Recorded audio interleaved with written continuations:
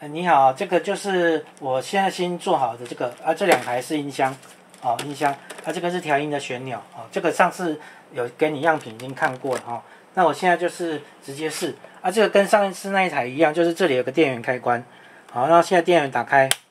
好，灯就亮，喇叭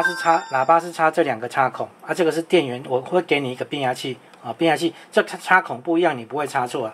然后我在这边有标示第一个接点，第一条线就是1、2、3、4，就标示这个语音的内容。最重要的是第8个就是最底下这一条，这一条是那个接地哦，你要把你的24伏的地也接给我，也要给我。好，那我现在来试现在我是直接用这个24伏的电源，就是模拟你给我的24伏的讯号。那我从第一个开始，第一个就是第2台 Phi90 断料。第2台 Phi90 断料，第2台 Phi90 断料，第2台 Phi90 断料。就是你只要给它24伏，它就开始叫，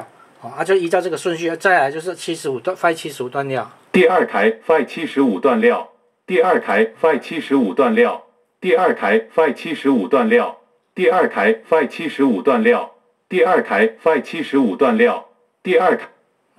因为我就是其实你这个线接好就不会有这种问题就是你线一定要接好我现在是用这样试比较，就是它会有弹跳的问题第2台 Phi55 断料，第2台 Phi， 在第4条 Phi50， 第2台 Phi50 断料，第50再来就是接新材，第2台接新材，再来新材段，第2台新材段，第2台新材，再来尼龙线段，第2台尼龙线段，第2台尼龙线段，就大概是这样子